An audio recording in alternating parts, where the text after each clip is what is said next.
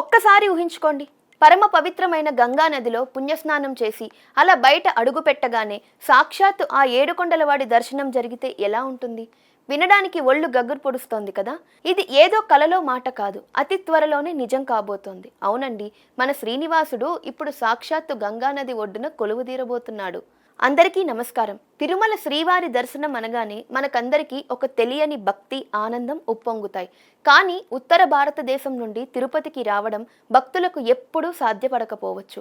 ప్రయాణ ఖర్చులు, దూరం ఆలోచించి వెనగడుకు వేస్తూ ఉంటారు. అందుకే మన టీటీడీ ఒక సూపర్ డెసిషన్ తీసుకుంది.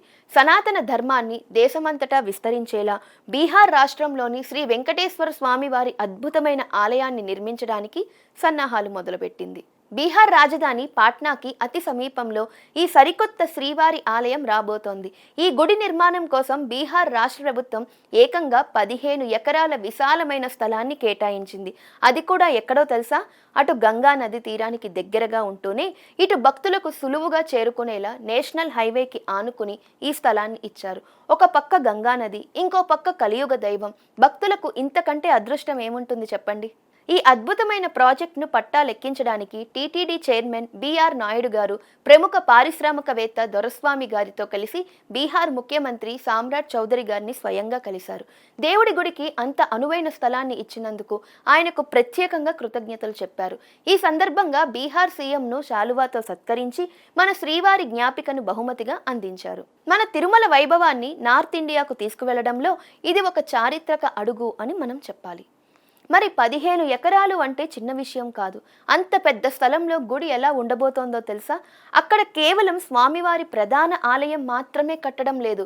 మన తిరుమలలో ఉన్నట్టుగానే అత్యంత వైభవంగా ఆధ్యాత్మికత ఉట్టిపడేలా ఒక పెద్ద కళ్యాణ మండపాన్ని కూడా నిర్మించబోతున్నారు.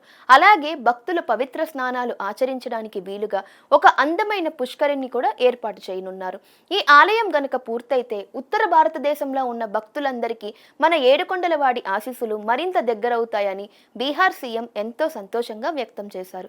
ఇక్కడే మన టీటీడీ చైర్మన్ బిఆర్ నాయుడు గారు ఇంకో అదిరిపోయే అప్డేట్ కూడా ఇచ్చారు. టీటీడీ ఇప్పుడు సనాతన ధర్మ ప్రచారాన్ని బాగా వేగవంతం చేసిందని చెప్తూ ఇప్పటికే అస్సాం రాజధాని గౌహతిలో కూడా శ్రీవారి గుడి కట్టడానికి 10 ఎకరాల భూమిని తీసుకున్నామని చెప్పారు. అంటే అటు తూర్పున అస్సాం, ఇటు ఉత్తరాన బీహార్, ఇలా దేశమంతటా బాలాజీ వైభవం విస్తరిస్తోందన్నమాట. పాట్నాలో కట్టబోయే ఈ వెంకటేశ్వర స్వామి ఆలయం రాబోయే రోజుల్లో హిందూ ధర్మ పరిరక్షణకు ఒక పెద్ద కేంద్రంగా మారుతుండడంలో ఎలాంటి సందేహం లేదు. భక్తులకు ఎటువంటి ఇబ్బందులు లేకుండా ఈ ప్రాజెక్టును యుద్ధ ప్రాతిపదిక చాలా త్వరగా కంప్లీట్ చేయడానికి పాట్నాలో కట్టబోయే ఈ వెంకటేశ్వర స్వామి ఆలయం రాబోయే రోజుల్లో హిందూ ధర్మ పరిరక్షణకు ఒక పెద్ద కేంద్రంగా మారపోతోందనడంలో ఎలాంటి సందేహము లేదు.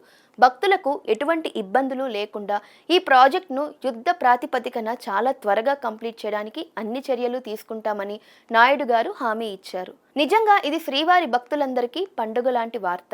అతి త్వరలోనే మనం పాట్నాలో కూడా గోవిందనామ స్మరణ వినబోతున్నామన్నమాట. గంగా స్నానం, శ్రీవారి దర్శనం ఒకే దగ్గర దొరికే ఆ శుభదినం కోసం మనమంతా ఎదురు చూద్దాం. ఓం నమో వెంకటేశాయ.